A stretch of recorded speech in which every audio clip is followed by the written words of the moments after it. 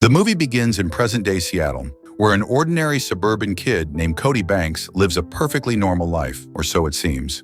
He's constantly teased by his little brother Alex, who's somehow smoother with girls than Cody could ever dream of being. One sunny afternoon, chaos erupts when a careless mother leaves her toddler in a car that suddenly rolls down a steep hill, brakes disengaged, hurtling toward disaster and a deadly train crossing. Without hesitation, Cody grabs his skateboard and rockets after the runaway vehicle. He gains terrifying speed, latches onto the side of the car, climbs up despite the locked doors, and crashes through the sunroof just in time to slam on the handbrake, stopping the car inches from catastrophe. Then, true to his humble nature, he vanishes before anyone can thank him or even realize what happened. Across town in a shadowy high-tech lair, sinister forces are at work. Dr. Hilary Connors, a brilliant but reclusive scientist, has developed revolutionary nanotechnology, tiny bots capable of devouring any material on command. While Connors dreams of using them to clean environmental disasters like oil spills, the ruthless Dr. Brinkman and his henchman Francois have far darker plans, weaponizing the nanobots to neutralize entire missile systems. The CIA has been watching Brinkman for months but can't crack his operation.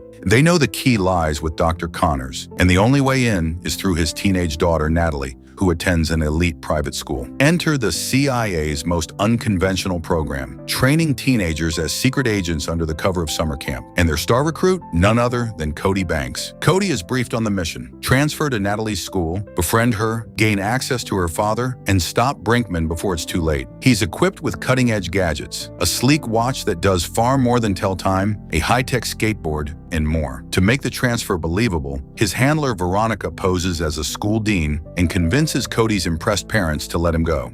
If you're enjoying this high-stakes teen spy adventure so far, hit that subscribe button right now to great animation recaps. It really helps us bring more epic fantasy and action movie breakdowns like this one every week. Now back to the mission. At the new school, Cody's confidence crumbles the moment he tries talking to Natalie. His attempts are awkward disasters, stumbling over words, crashing in gym class, enduring locker room mockery. Even in driving class, where they're paired together, his show-off maneuvers make her car sick instead of impressed. Desperate for progress, the CIA launches a full-scale training montage to turn Cody into a smooth operator. Conflicting advice floods in: be mysterious, be funny, be bold.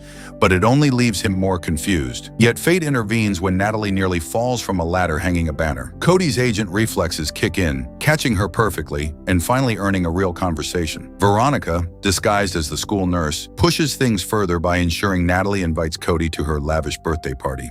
The CIA outfits him with a sleek sports car and sharp suit. He arrives looking every bit the confident teen spy, even placing a special necklace around Natalie's neck himself, a gift laced with a hidden tracker. While the party buzzes with rich kids and luxury, Cody scouts the Connors estate and discovers the secret underground lab. Ignoring Veronica's orders to wait, he sneaks in through the vents and witnesses the horrifying truth.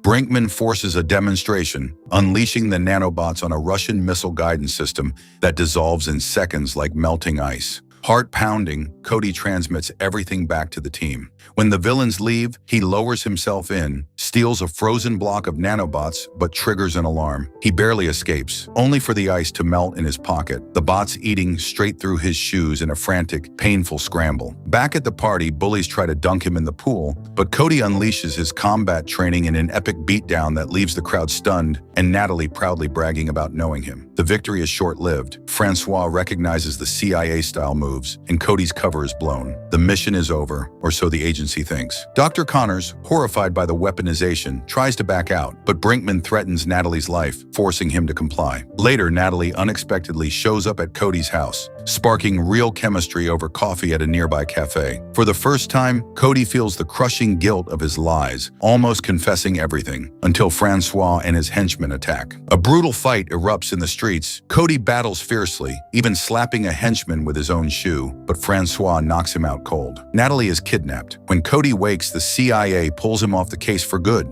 Devastated but determined, he sneaks back into headquarters, steals gear, and hijacks a plane to drop him into the Cascade Mountains. Mid-mission, if you suddenly discovered your crush was in mortal danger because of your own secret life, what would you do? Drop it in the comments below. I read every single one. Armed with a jet-powered snowboard, Cody rockets down the treacherous slopes toward the villain's hidden fortress. After a few wild crashes, including ending up dangling upside down in a tree, Veronica arrives not to stop him, but to join him. For the first time, they're true partners, racing against time. Inside the high-tech base, Cody locates Natalie in a cell.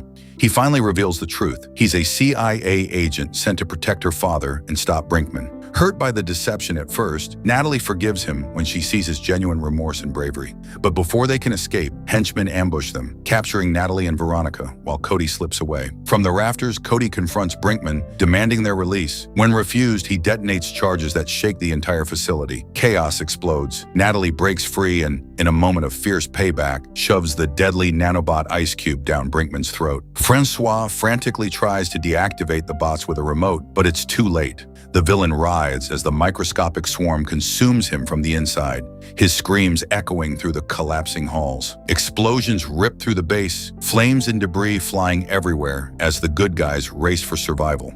Veronica drags Natalie and the now rescued Dr. Connors toward a waiting helicopter, rotors spinning furiously amid the inferno. Cody sets final charges to obliterate the lab forever, dodging collapsing beams and gunfire in a heart-stopping gauntlet of destruction, his every move fueled by pure adrenaline and the need to protect the people he cares about most. With seconds to spare, Cody leaps through the air, grabbing the helicopter skid as it lifts off. The massive base erupts in a blinding fireball behind them, the nanobot threat erased in flames. Back at CIA headquarters, the director congratulates Cody on saving the day and neutralizing the danger to national security.